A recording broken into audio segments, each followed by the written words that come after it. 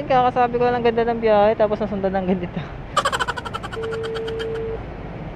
Pwede naman magsabi kung nakasakay na sa iba. Sumagot lang, tinatawagan na, 'di ba?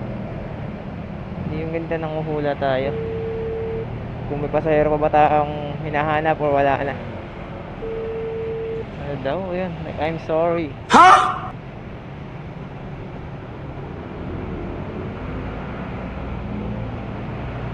So yan, cancel daw. Pero hindi niya pa kina-cancel sa app.